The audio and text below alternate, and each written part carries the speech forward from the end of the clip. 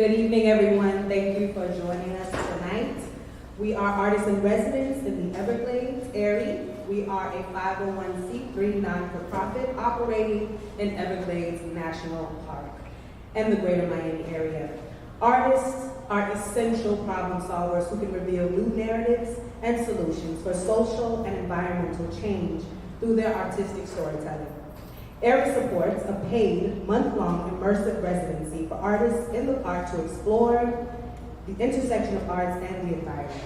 In addition, AIRIE provides its own gallery space, organizes local events, and fosters community and a diverse team engaged in the Miami art scene. Since 2001, AIRIE has welcomed over 200 artists, writers, curators, choreographers, musicians, and other creators to our residency program. The residency provides artists the opportunity to live and work inside Everglades National Park, the largest tropical wilderness in the United States. We connect artists with park rangers, scientists, biologists, cultural historians, and community leaders to promote the understanding of the unique ecosystem of the Everglades and our environment at large. Experiences are tailored to the interests of each artist, creating opportunities for independence and solitude, as well as interaction, collaboration, and public engagement. You can learn more about our application that is coming up quite soon by going to our website. The AIRIE Asks is a monthly artist talk series hosted by the artists in residence in the Everglades. We are here today with our current fellow, Venus Jasper, and an amazing friend of mine, Lee Pivnik. We are here right now at Greenspace Miami, located at 7200 Biscayne Boulevard, Miami, Florida, 33138, in case you want to send them a letter.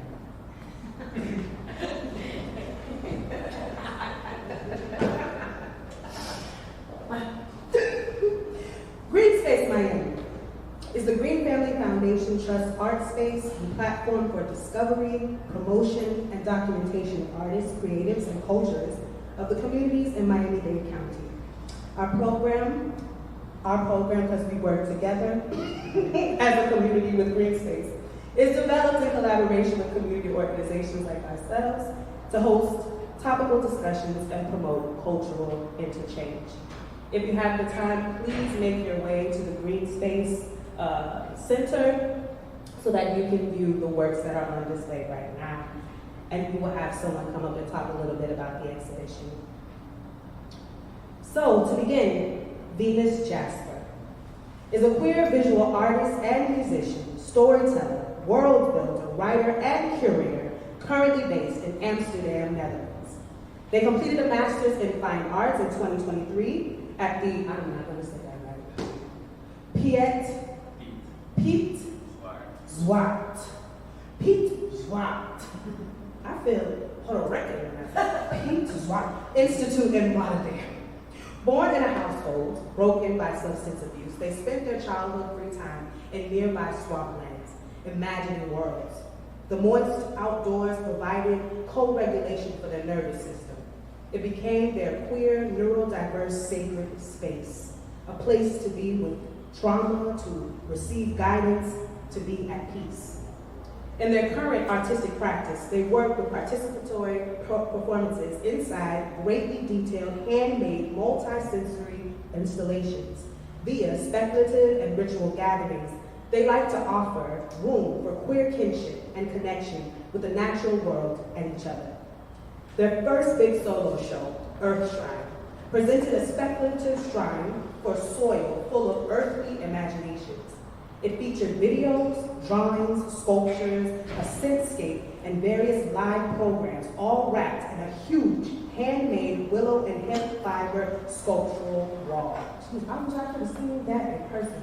At the moment, Venus is working on Wetland Worship, a project focused on swamps, bogs, and other murky wetlands that are historically drained and misused. Jasper has exhibited internationally since 2010. Can we please give a round of applause for our May Fellow, Venus Jasper.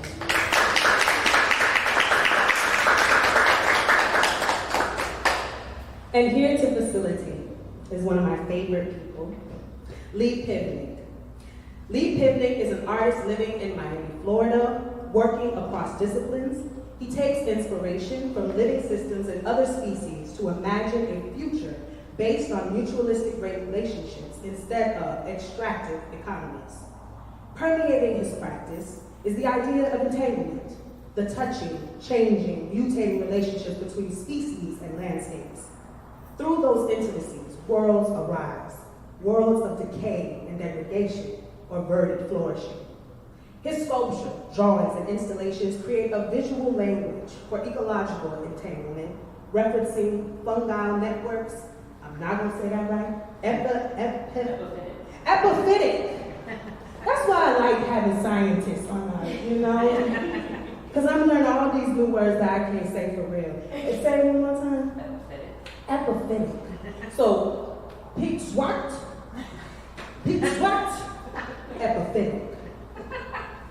Getting smart already. An emergent animal architecture that inhabits South Florida. He co-directs the Institute of Queer Ecology, 𝐕𝐞𝐫, an ever-evolving collaborative organism that brings peripheral solutions to environmental degradation to the forefront of public consciousness. 𝐈𝐞𝐫 projects are interdisciplinary, but grounded in the theoretical framework of queer ecology, a tool for understanding ourselves, our environments, our biologies, and our collaborations through queer lenses. In 2022, he began a long-term project called Symbiotic House, which I frequently go to. I missed three? I missed three, but that wasn't my fault. My car wasn't working.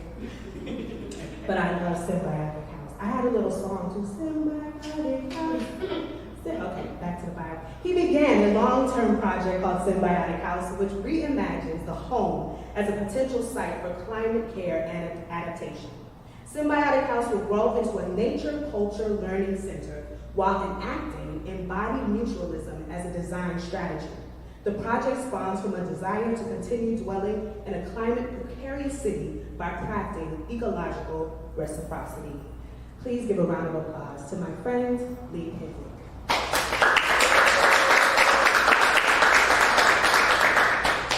And so without further ado, I'm going to turn over this amazing AIRIE Asks to Lee and Jasper.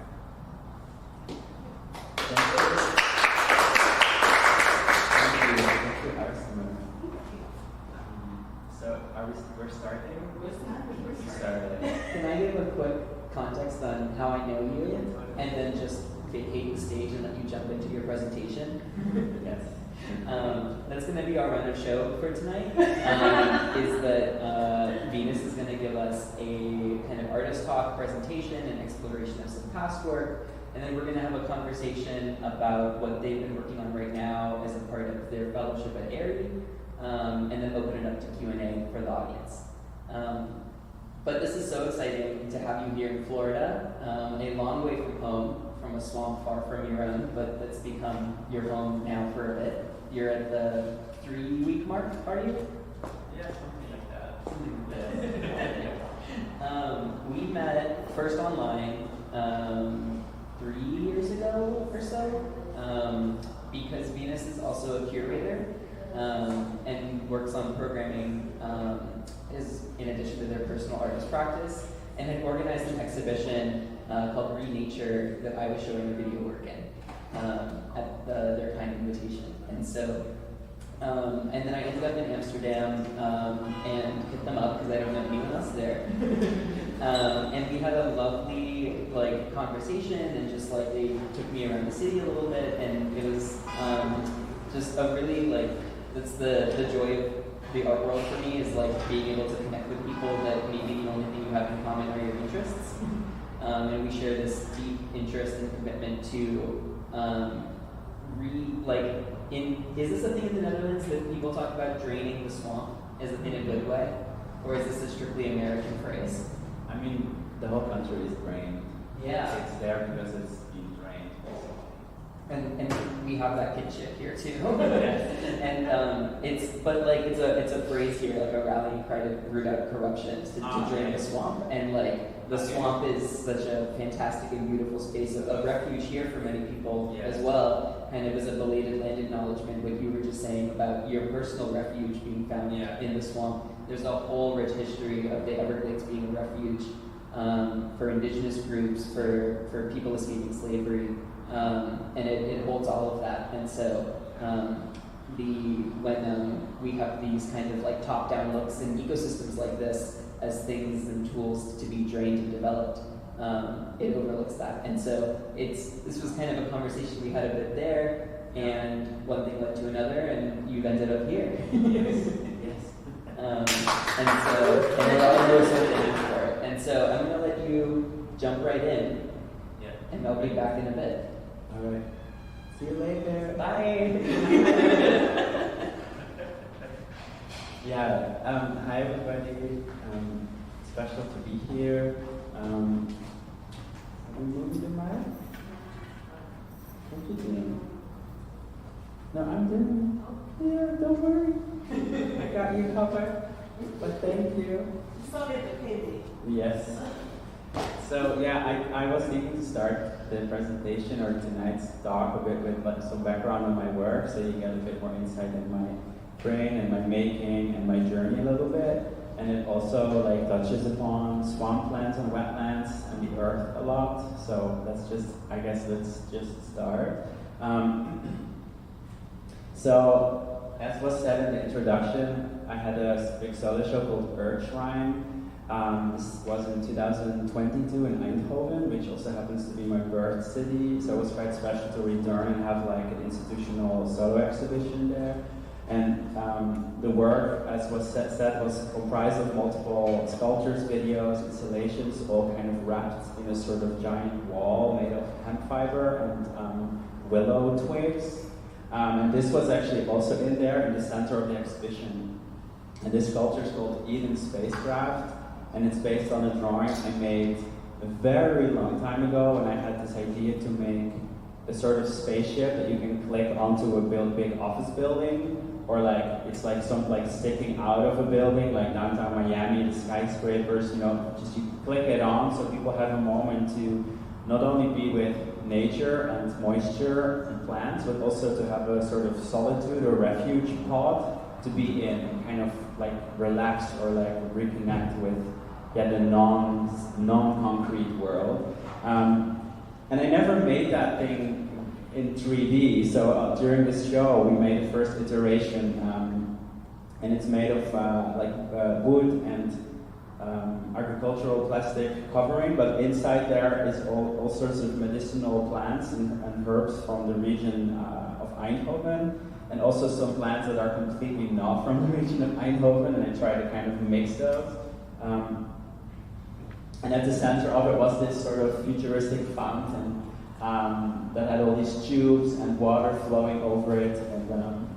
And what's maybe good to know is that the fog you see, it's not like a nightclub fogging machine. It's like an actual evaporator. It makes the moisture really circulate through the plants. And there were also lots of videos in this kind of big exhibition. This is a still from one of the videos. This work is called 𝐸𝐸gh𝐬𝐬, and it's kind of a funny story. So before 𝐸𝐸gh𝐬𝐬, I made one big video work in which it's kind of a pop music video in which I'm singing for soil and imagining a world before dirt was dirty, so a world where dirt is still considered something special and not something filthy. And I'll show the video in a second. It's basically me and another person dancing around all lilac, purple painted, naked little elves. And when that shoot was done, the whole crew left, and I was left on the stage with just the filmer and one light. And as soon as all the spots dropped, it got very cold. And after we had a 10-hour shoot of energy and body and fun, suddenly I was there in the cold, and it was really interesting to give myself to that sensation of that sort of dying, cold, sort of weird, desolated earth creature. And this video work actually was shown way more than the super expensive 10-hour shoot. So sometimes you don't know when the inspiration hits, and I guess maybe the authenticity of the moment. Now, I will be here talking to you, and it's still me, but I have different hair, so don't be scared.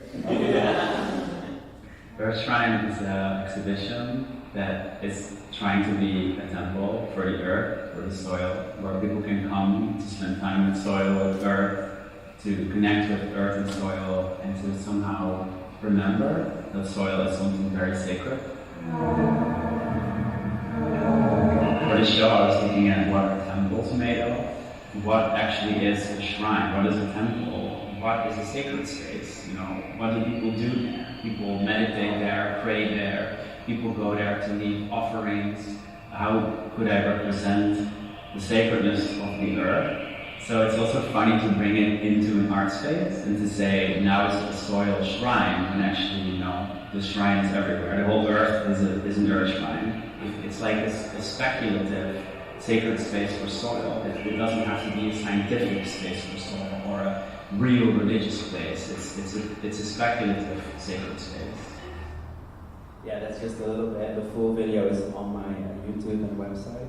So as you see, it's like this. You could see a little bit the architecture of the exhibition. There were multiple spaces to venture into. You could enter the big spaceship. There was soil around, video works, and also, as Arsimmer said, a scentscape. So I also worked with a perfumist to make kind of perfumes from natural aerosols. So like the sort of elements that make up smell in nature, I put them in the perfume. So when you enter the exhibition, there's also kind of zones of scents where you go from a fungally earthy scent to a really like a dirt scent, like what you smell after it rained, you know, this this little, I don't know, there's a Greek word for it, which of course I don't know right now, but it's the smell of like wet soil. And the closer you get to the spaceship, the more you start sensing like more like the Artemisia, like the mugwort that was also put in there. So it was a whole kind of scent arrangement as well. And so here is a bit of the very expensive Bumpy music video that was very difficult to finish because the video editor hijacked the video files. So we finally got them, but we never actually could color correct them. So it became an art video instead of my first world famous music video.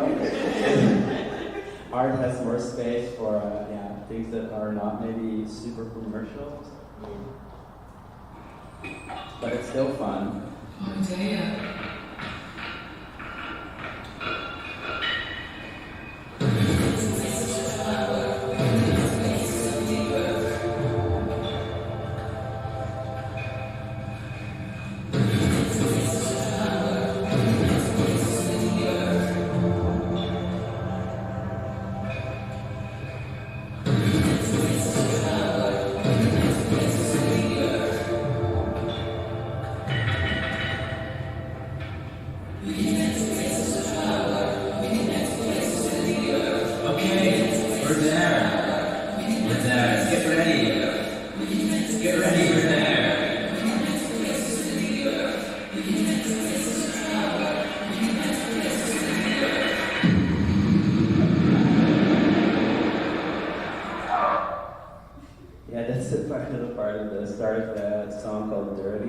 From a music record called 𝐕𝐞𝐳𝐮𝐬.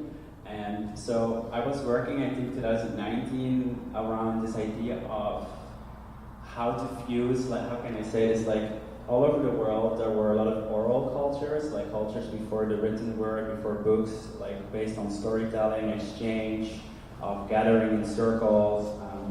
And the same happened in Europe. We had a whole oral tradition, basically the Celtic culture. I don't know if you know about that, but kind of the pre-Roman people of Europe and England. They gathered for their sacred sort of situations in forests. Their temple was a forest. And we know them also as druids. Some contemporary fiction has druids in them. But they were basically all murdered. They were all killed by the Roman Empire, and what's left in Europe is like these rocks from the Bronze and Stone Age with like markings on them, and some traces are found, of course, under the ground of constructions and buildings and pottery and bronzeware, but a lot of the living traditions from those pre-Roman cultures are mostly gone. except for Ireland and kind of the Gaelic-speaking part of the world, so like Scotland, Ireland, and a bit of Wales and Normandy, there's still a little bit of cultural remnants of those times. And what I found interesting when you look at archaeology is that a lot of these findings from the past, they're kind of projected on our contemporary understanding of the world. So if we find an arrowhead, we say, oh, there was war, and there were tribes, and they were fighting. And there's even ridiculous examples in anthropology or archaeology where they find, for example, a naked statue of a man, and then this is a great warrior, it's a king, it's a person of power. But if it's a naked woman statue, oh, this must be maybe Paleolithic porn. Maybe men had them in their huts. And I've really seen documentaries creating such a biased gender of today's society onto our own past. And I felt like it's really weird and ridiculous because we honestly don't know what people thought of themselves and the world back in the Bronze Age. We have no idea how people interacted.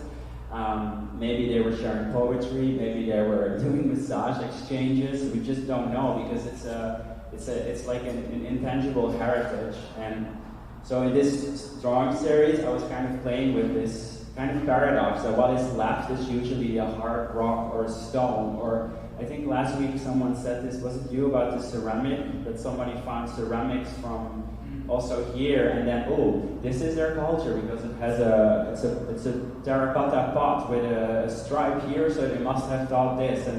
And I think it was you who said, imagine now if they find your kitchenware, and based on your cup and your mug, they distill your entire existence and culture.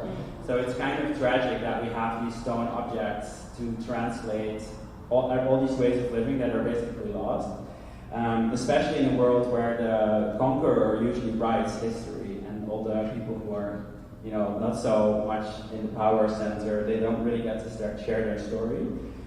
So in these drawing series, I kind of queerified these stone objects. So a lot of the stones, this one is the intersex standing stone. There's a power stone, which is basically, kind of addressing certain powers of corporations. There's a Bayer Monsanto logo in there, and a Shell logo, and a lot of fuck you fingers. And there's a whole series of stones, and some are non-binary stones, queer stones, polyamorous stones, and it was a thing I was dealing with a lot when I was making this series, my own gender identity, so I put it in those stones to say, hey, if cis white male history can appropriate truth, and I'm going to do it back from my own queer perspective.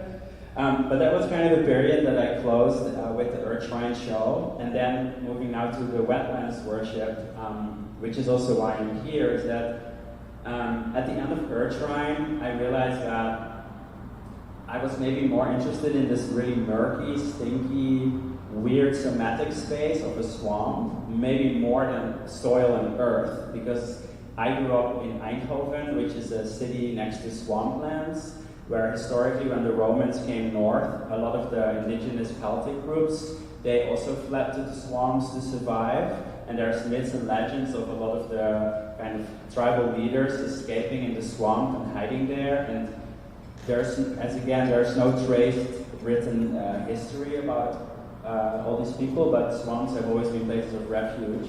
So, also looking at my own childhood, where I had to be in nature to progress and process what was going on in my own household and in my school and in myself, the swamp really became a sacred space for me.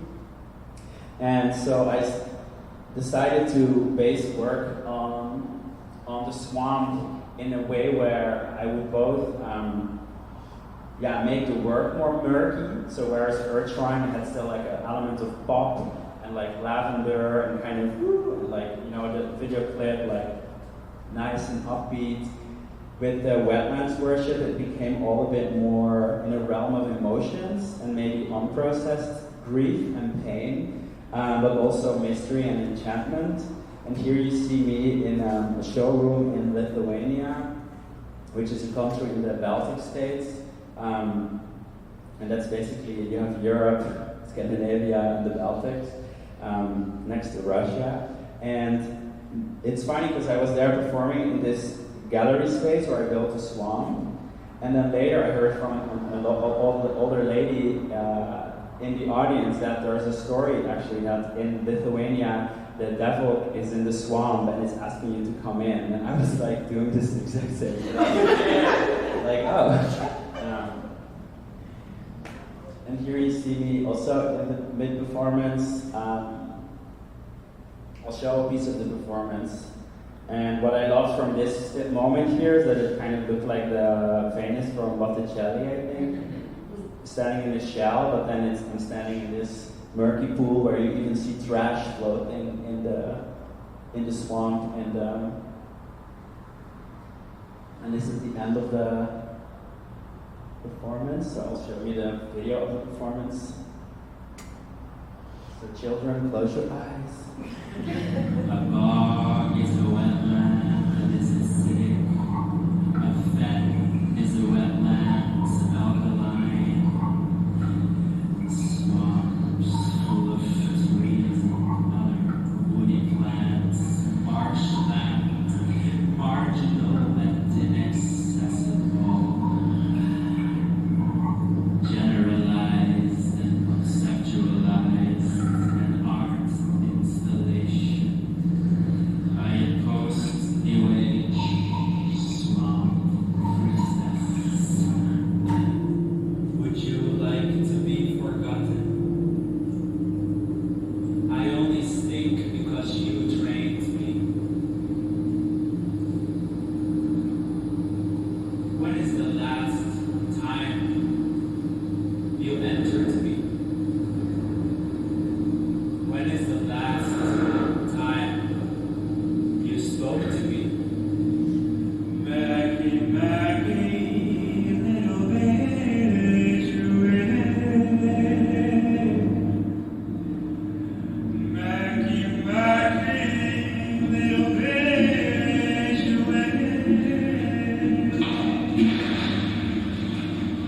have you seen her walking?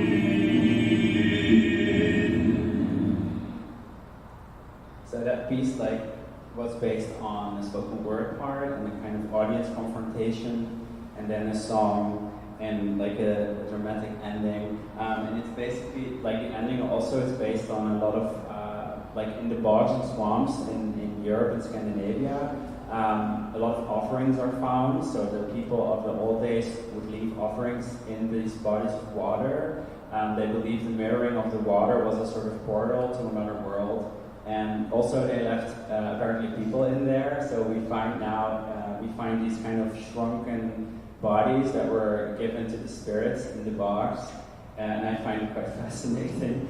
And what's also fascinating is that I have a music video that I'll show you in a second where I have a haircut. And then I went to Denmark last year and I saw a bog body and he has the exact same haircut and the same color. I dyed my hair for the video clip intuitively, and the bog body in Denmark has the same hair color. So I was like, okay, definitely channeling something. And I think there's a lot of sentences that I think are really interesting in the spoken word piece. But one line is the line, "I only stink because you drained me," where I feel like in our relationship to the world and to wetlands and to ecology in general, is that a lot of the issues we're facing are actually issues we caused by our own human infrastructures and decisions, and also coming to the wetlands where literal highways are blocking the flow of the Everglades river of grass, creating a lot of issues, and agricultural industrial stinks causing pollution. So indeed, if the swamp or the wetlands would speak, it would say, "I only stink because you drained me." And there's of course a reference as well to trauma, where maybe the issues we're dealing with, maybe they come because stuff happened to us and we carry that with us. So there's this mirroring in the landscape, in my own body, and the other way around, where the land is our body and our body is the land. It's something I'd like to address. And here you see the installation where this all happened. So there was a bog built in the gallery space. There were sculptures, wooden sculptures with like lab apparatus. That thing on the back, on the little stone pedestal, is actually a chaga mushroom. It's like a giant kind of tree misgrowth that has medicinal properties, and it came all the way from Scotland to Lithuania, and then it went back. So that was also interesting. Some more photos of the showroom. There were also videos playing.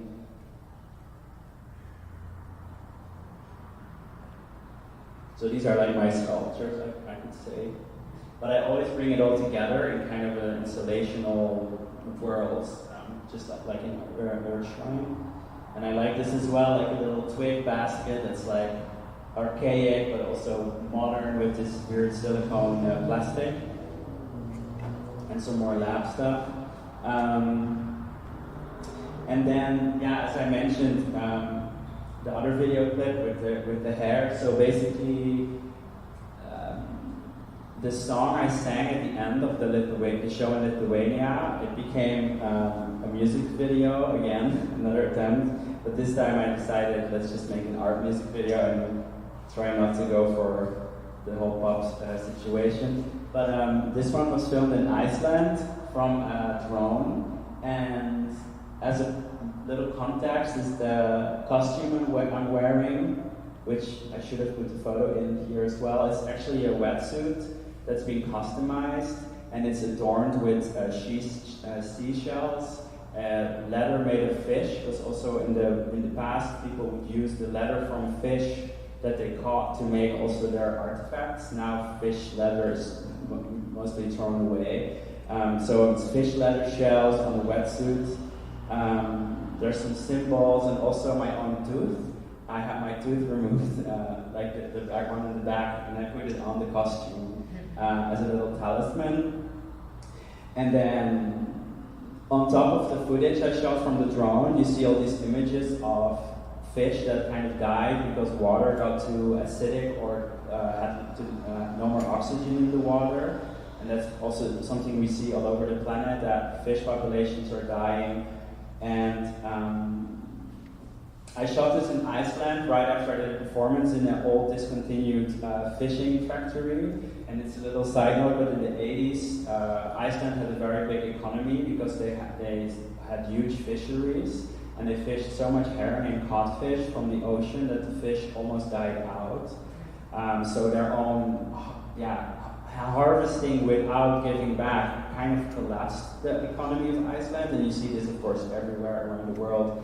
But what I found interesting is that there was no fish shrine in Iceland. There were not so many like sacred spaces for the fish that was the very center of their economic system. So I came to Iceland and I built a fish shrine in this old fishing factory, but I didn't put that in this presentation. But in this video, you do see one flickering image of a senior gentleman, and he is the CEO of right now the biggest fishing corporation in Iceland that bought all the fishing rights across Iceland and also I think around Senegal, if they have an ocean. And basically he buys the fishing grounds and then people of local communities can no longer fish. So it's basically destroying all the local fishing rights.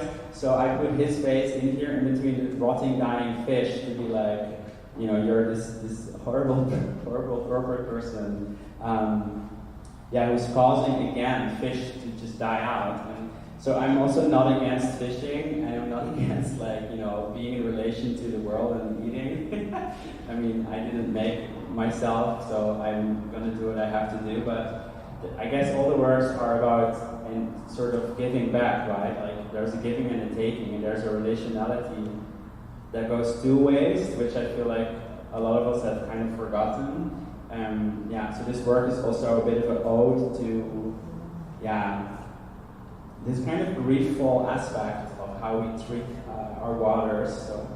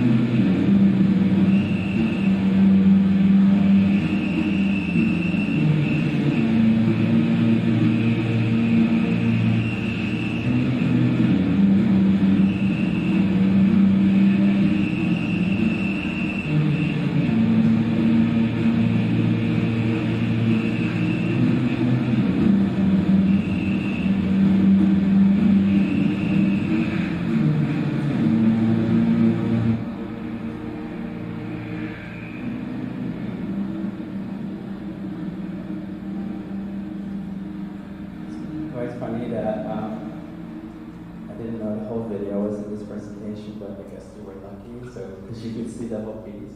And it kind of brings me back to what I forgot to say in the beginning with this whole people gathering in the forests in Europe to share their cultural traditions and knowledge exchange in an oral tradition, is that I tried in my projects to kind of rekindle that tradition. And I saw a lot of contemporary examples in musicians and like people like MCs and DJs and people in clubs. And I guess in the 90s when I grew up, you saw it a lot more, that the people kind of introducing records or like MCing over songs also had like input, like there was like spiritual messaging or like jokes or pop references. So the whole project started on this idea of good music, and being a musician also encompassed that sort of ecological storytelling and like grief work. And yeah, so that's why the interest of me in reviving oral traditions came from mostly via making music. So that's the little link I forgot to mention with other music I did. And yeah, that's basically my part for now. It's my website and my Instagram, and I have more images of the work I'm creating at the Everglades residency. So I guess we'll go there in a bit. So thank you.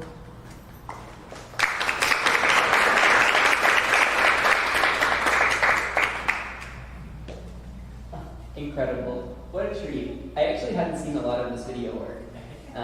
And so it was really, really thrilling to like, we've been having a lot of just like one-on-one conversations about the work. And one thing that has come up often that you alluded to is the kind of influence of pagan traditions and druid traditions of kind of like knowledge practices in relations to the environmental and ecological and vibrant and living world that have been suppressed, moved underground, purposefully destroyed in service of the world to be born that we live in today. And I think you did a really nice job alluding to those, but the other reference that I think is super powerful in your work is your work, or your just experience within the radical fairies. And I'm sure there's all these other references and components that come in, but I feel like these two are important to kind of like contextualize what we've seen. Yeah. So I was wondering if you would talk a bit about the radical fairies. Yeah. Yeah, sure. So it's funny that you bring this up. So Venus is actually my name in the queer community that I'm a part of. And I think in the United States they're called the radical fairies, and they have like a land where they live in Tennessee called Short Mountain Sanctuary. And it's like a mountain where queer people live, and there's lesbian like lumberjacks, and there's kombucha makers, and it's like a whole kind of parallel little queer universe. And in Europe we have a branch, and we call ourselves the Euro Fairies, and we have a house, a property in France that was bought by I think 200 people collectively, and people kind of gather there from spring to fall for like a month or something, and then they move on. So it's this kind of sequential place for gatherings of people. Yeah, and that's where my name Venus comes from. Yeah, I think maybe that's what you were referring to. Yeah, a little bit that, and just also, you know, in addition to the kind of, like, fairies find themselves in both traditions. Like, fairies are squarely in pagan tradition and these other religions, but also in this queer one. Yeah. It's like,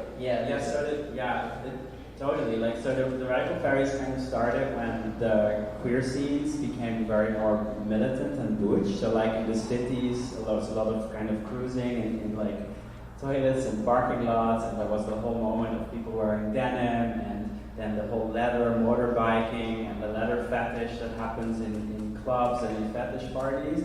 And that's all great, but the fairies were like, hey, is there a place for femme queerness as well? For people who don't want to be queer in a very butch, macho, militant way, but in maybe a femme way, and maybe more connected to the landscape way. So the Radical Fairies actually started first as a zine, Radical Fairy Digest, which is actually a sort of queer farmers magazine, in which they would exchange information for growing crops and for gardening, but also for crocheting or where to meet up for a great cocktail hour. So the Radical Fairy community really marries together this sort of revival of paganism, like all the traditions of nature spirituality that were kind of lost in Europe at least, and by a lot of movements from more organized religions. So it's rekindling this kind of pagan tradition to the earth, and then indeed very wedded with queerness or queer community, in which, and as you might know, in queer communities, a lot of people rename themselves. They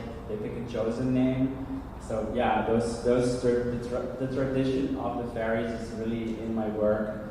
And I think for even projects before the ones I showed, I would actually also do more I had, for example, a sauna, like a sweat lodge project, which was like a completely collaborative project where people could spend time in the sauna and bathing and exchanging stories and massages. And there was the Love Space, which was a project I did in Amsterdam where people could come and spend 3 weeks in the Central Park of Amsterdam, basically to make love, and we facilitated workshops and like safe space for that, and it was all sponsored by the city council and the arts councils and stuff.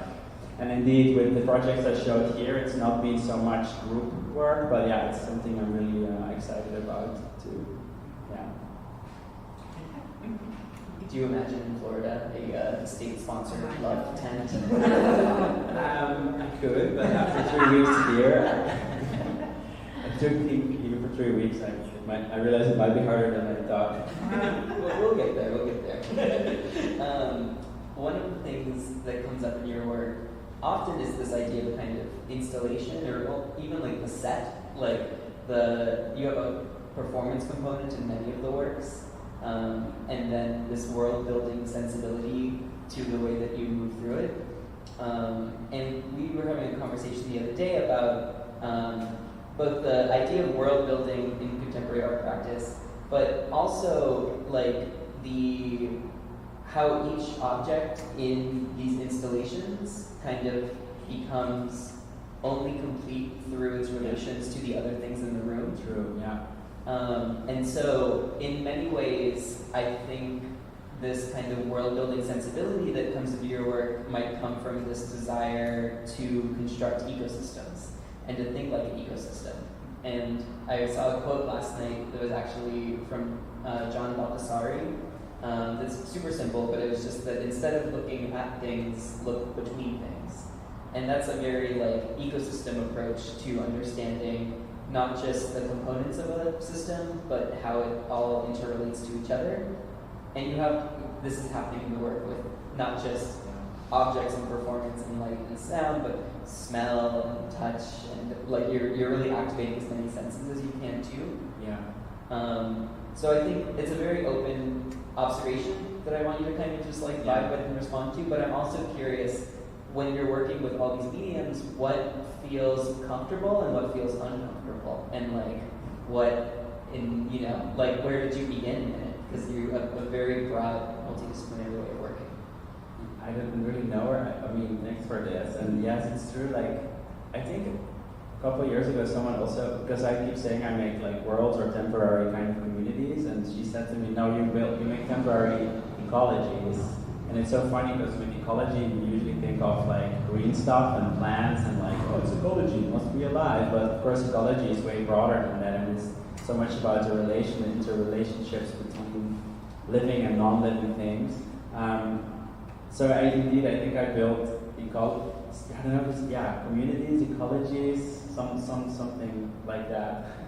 And where I began, like, it's very hard for me to pinpoint because I was always playing in the forest and the swamps, like kind of talking to the clouds and like creating my own like little ritual moments. But I did a lot of drawing. It's actually funny, when I did my art school bachelor's, I really didn't understand performance art. Like I thought people were really crazy. Like you make it and it's gone and you can't sell it. Like this, and I really thought people were weird. Like they're standing somewhere with a box and they're like, "What, moving with the wind?" And it's like, why? And at the end of my own bachelor period, I was like fully into performance art. And I think it really happened through Matthew Barney. Like Matthew Barney is this incredible artist. Who broke Björk's heart. And he is a super incredible visual.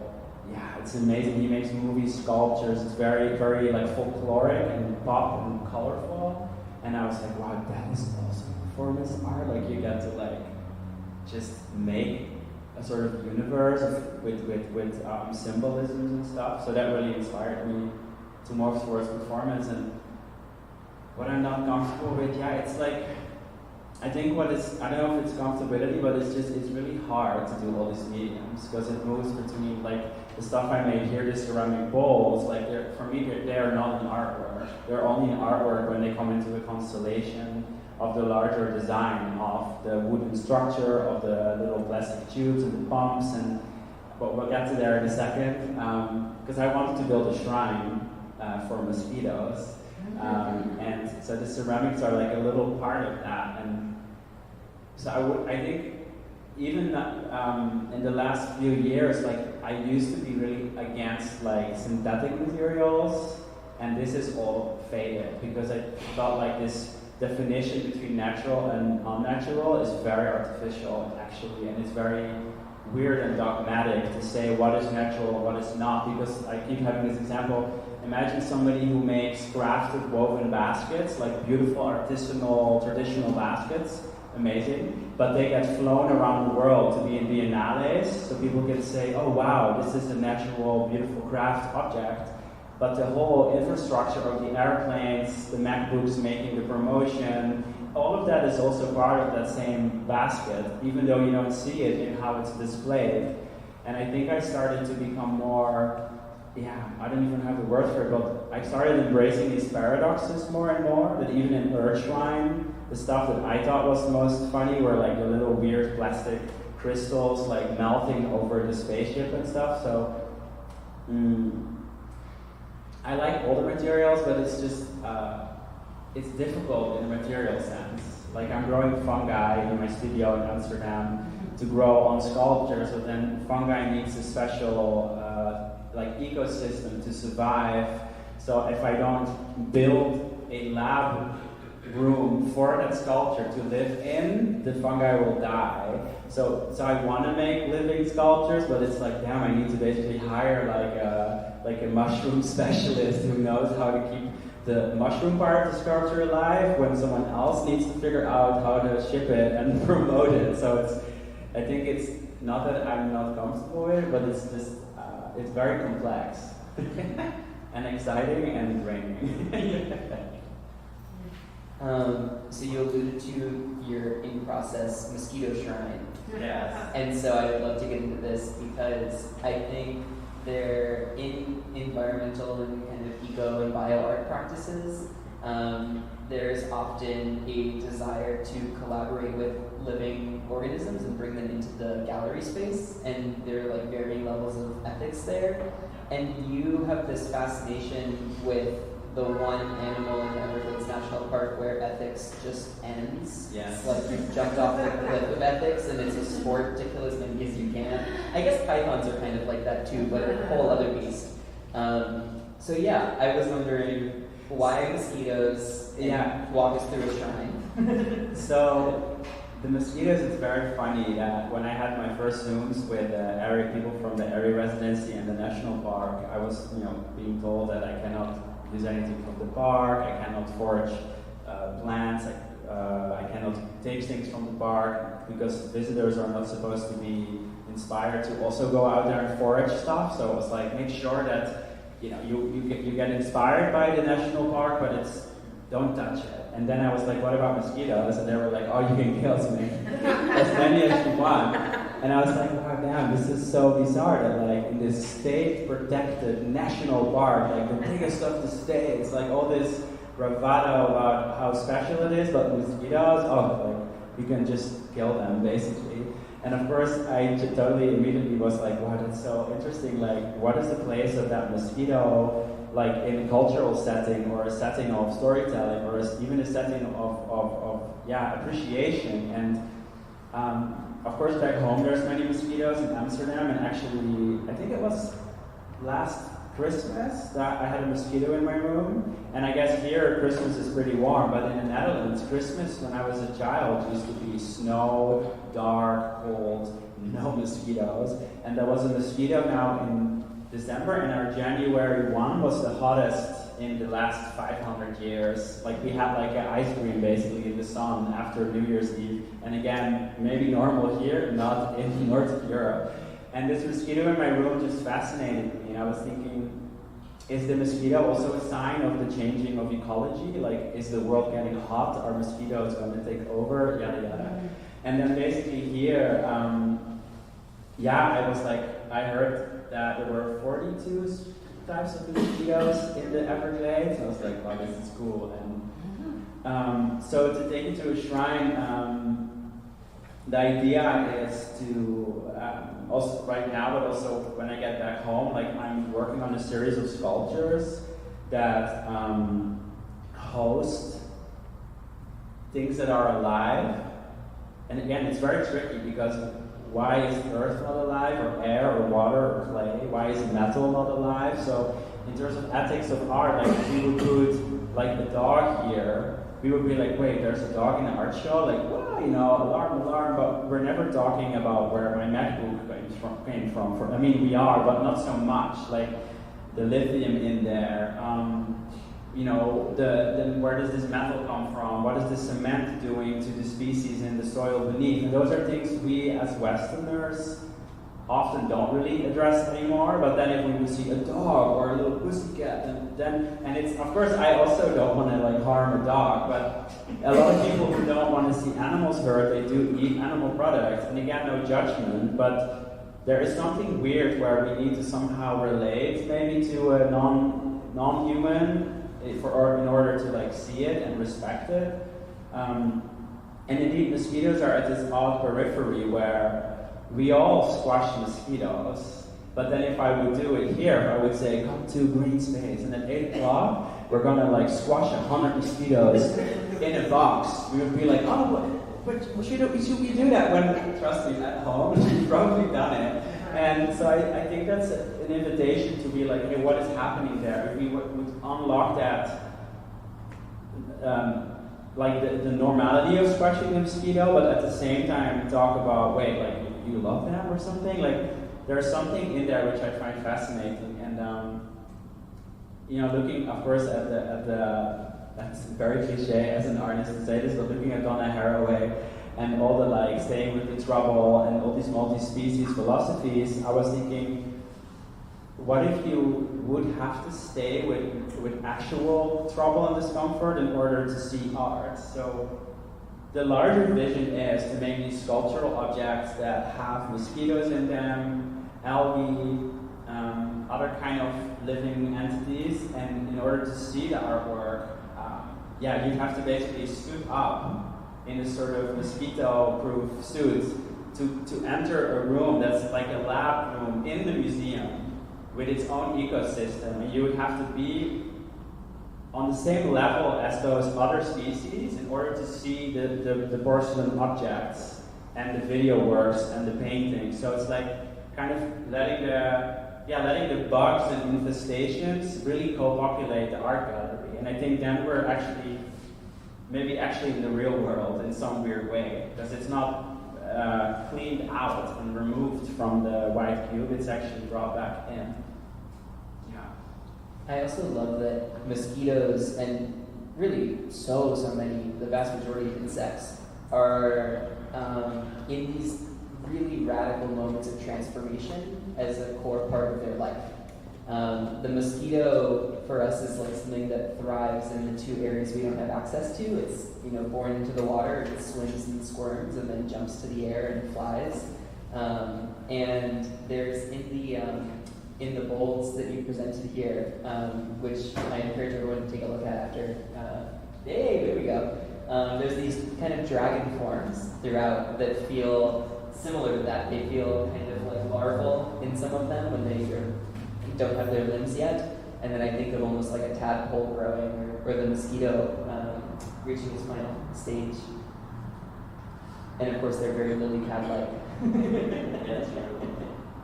Yeah, it was actually really cute. So the idea of the mosquito shrine really concretely is to build a sculpture infrastructure that invites mosquitoes to live and hatch there. So these bowls are supposed to be filled with water, and I found out that mosquitoes actually like water lilies. So I thought it was, as an art worker, it was very weird because water lilies are kind of niche, to be like, yeah, mosquitoes actually like water lilies. I'm going to make water lily sculptures now. How can a creature we all hate actually live on nectar from water lilies? Most mosquitoes don't need our blood. Yeah, they're like angelic creatures. Only some of them, they need our blood to make eggs. So. And can we gesture to your idea of blood offerings for a second, and maybe go from there to Q&A? Oh yeah. Okay. Is this still being live streamed? Okay. So what I found out in the incredible Everglades National Park through a really beautiful info booklet called Mosquitoes is that mosquitoes they know where we are because they follow our exhale. The trace of our CO2 that's in the air, that's what they follow, and then they know how to find us. And I thought for these bowls that it would be great, to have CO2 or exhale chemical being how do you call it? Diffused or what's the word for it?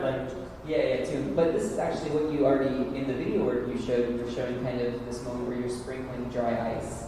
Yeah. Which is frozen CO2. Is it? I'm almost positive. I'll fact check that.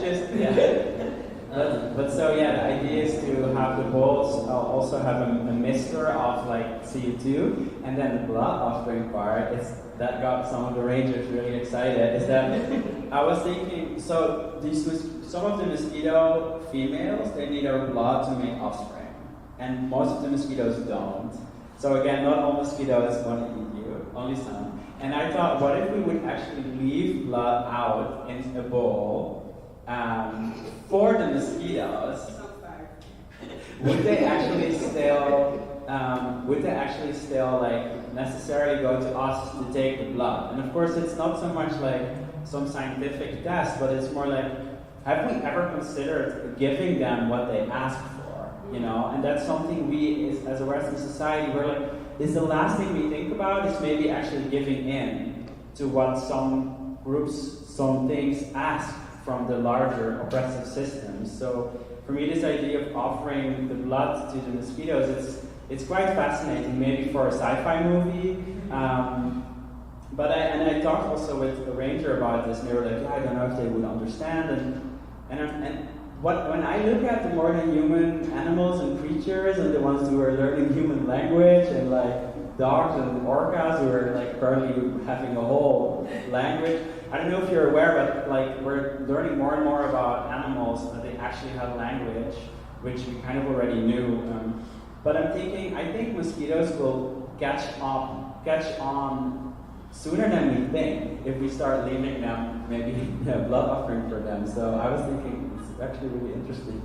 And I love that it sounds so crazy, so far from what we understand as normal behavior. And normal behavior is pumping poison into the air to kill mosquitoes that spirals. Blocking the sun. Yeah, our normal behavior is also so we're far removed from probably a right relationship with Earth. Yeah. That sometimes embracing these strange things is maybe the way to go. But on that, maybe let's just jump into audience Q&A. If anyone else had kind of conversation directions they want to go, I can run a mic to you, or you can shout it out.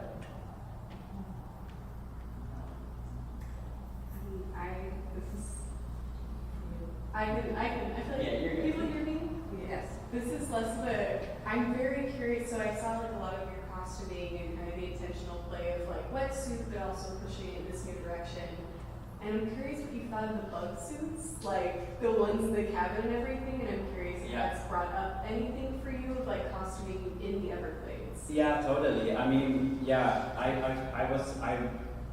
I've had 2 bug suits on, 2 different ones, and of course I really like the sort of, it's very related to what I was trying to do in the larger work of bringing people into an art space that's like an eco lab where you have to enter with a suit. So I wouldn't say, how can I put this? Like, I like the mesh, right? And then if the mesh could somehow become a sort of fusion between a weird, eco-priestess that's also a scientist, then yeah, maybe me or I guess the visitors would wear those gowns to meander through this art space, and maybe there's a room with rotting water where it's just actually stinks, and you have to pass that to see other video works. And it sounds so crazy, but yeah, I'm kind of over when art is so easily exploitable, like, oh, zap, zap, zap, zap, zap, oh yeah, I saw the art fair. What if you actually are asked to engage with the art you want to see, and you have to you have to step over something. And I think what we do as a culture also now with social media is and dopamine and everything is we're removing resistance. It's on your hand all day. The distraction, the buying, the shopping, the texting, the arguments, oh my god, she looks like this, I'm gonna look like that. Like there's no more resistance to the stuff we constantly put in our body. It's so easy, and I think in my art I'm trying to actually create maybe more of these thresholds to somehow reboot this way of perceiving. And that brings us back to this weird spaceship that I drew as a kid, to kind of reboot this somatic sensitivity to the world. So, yeah. So you can expect a really great mesh, I can't wait to see it. mesh gown. Mm-hmm. Well, I guess for me, I would like to know what is the transition like for you in the swamp that you're used to and walking into the Everglades swamp? Well, let me tell you, Arsimmer, that the Everglades is not a swamp. and that's the first thing that also took me by surprise. Is I was like, hi, AIRIE, I'm coming over and I want to be in the stinky water. And then I'm here, it's like, what? This is fresh water, we're cleaning it, there's fish, and it's like, oh, this is not a swamp. I don't even know what it is, a wetlands, maybe it's a marsh. It's like, what? A slough, a word I don't know. You got Piet Zwart, I got slough. But of course there are these hammocks, right, where there is water that's maybe a bit more stationary, and there's the mangroves, and so the difference is that I guess in where I'm from, you have swamps and bogs, and kind of I guess it's more acidic because it's standing there longer. We have a thing called peat. So on the bottom of all these waters, there's actually this layer of sedimentary plant stuff. That's actually that's the preservative of all these offerings and the bodies that are found there, because they're basically in a sort of chemical, it's like a sarcophagi, it's like a mummy by nature. And I don't know, probably here there must be some sort of peat, but it seems a lot more alive and streaming, so that's very different, and we don't have crocodiles in today. That's one big difference. Well, as it keeps getting warmer, just No, wait. They'll get there. I mean, we are below sea level. The Netherlands, Amsterdam, the capital, it's below. I don't even know. I shouldn't say anything as a Dutch person, but it's below sea level, and it's getting warmer, and ecosystems are getting. I don't like to say they're out of balance. I think they're going into a new balance, but it's a bit faster than we are currently adapting to it.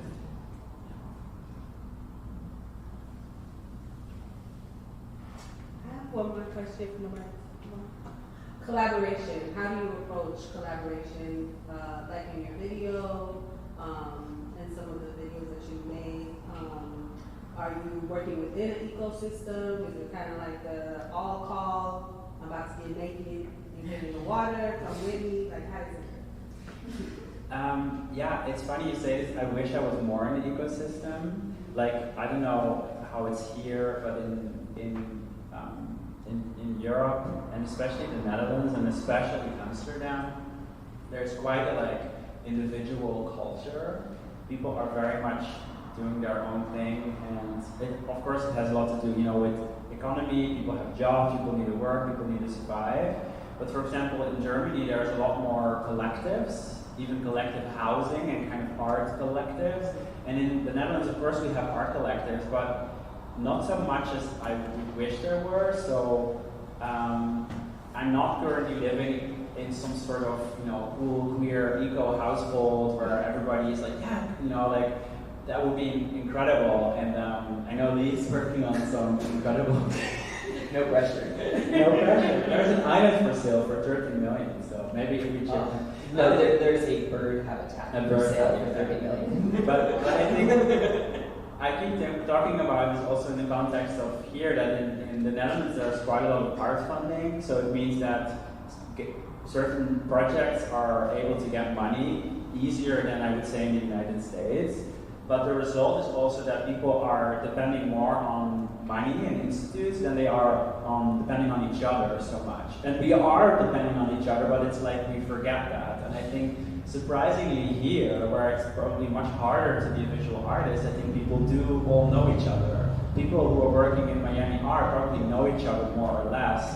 And in Amsterdam, I've been here for 15 years, and there's people I see every freaking opening, and it's kind of, there's more of a distance, while some of our care is actually more taken care of. But about the nude calls, like after my bachelor's, I had a seedling call, because I had a piece where I would ask people to be naked with a mask made of plants, so their bodies look like the mandrake roots. You know, the mandrake is a little plant that looks like a little man. So I had calls like that with like 40 people, like, who can be a seedling on Saturday in this gallery? And people would then show up and be anonymous and be like walking through the gallery. And then the Love Space project was very collective. That was definitely a call of people to join and stay. But also with COVID and stuff, it's not been really great and easy to do huge collaborative projects.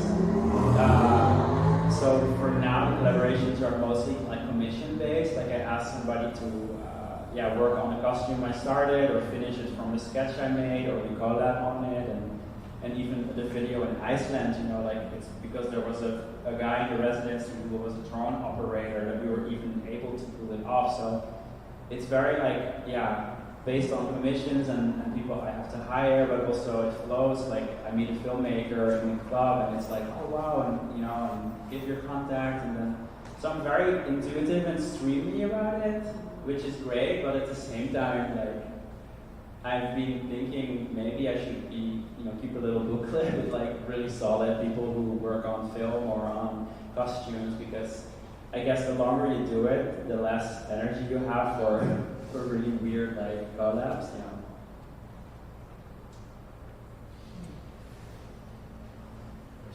Can I wrap on one? It's a super quick one. You can do a yes or no. I'm setting you up for it. Because in the longer video work you showed in Iceland, there was 2 lines. One that land and water are the same, filth and beauty are the same. Is the swamp non-binary? Oh, I'm so happy you asked me this. Oh my God. Yes, I mean, obviously the whole swamp and wetlands, wet land, like it's on a level of ecology, it's a really important space, because it's not the land, it's not the ocean, it's an in-between.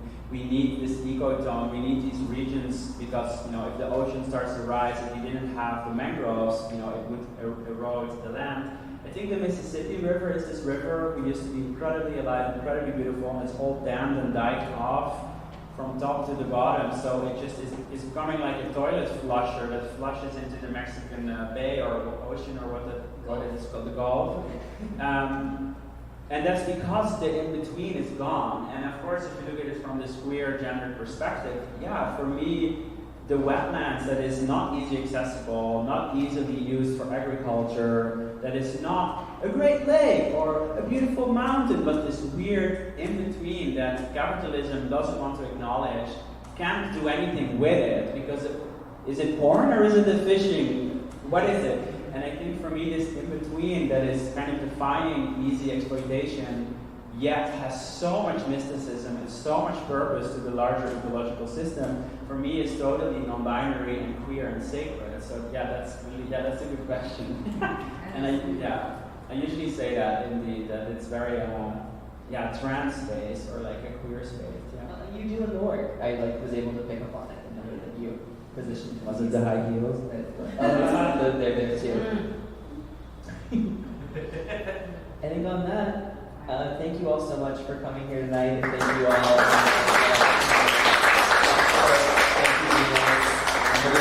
Jasper, for your presence in Florida in the hot beginning of the summer. Yes, thank you too. And please give a round of applause to our amazing facilitator, Lee Pivnik. And please feel free to go on our website to find out how you can donate to artists like Venus Jasper and all of the amazing projects that we're doing. Thank you so much for your time. If you tuned in online,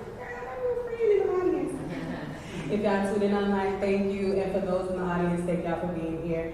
Good night.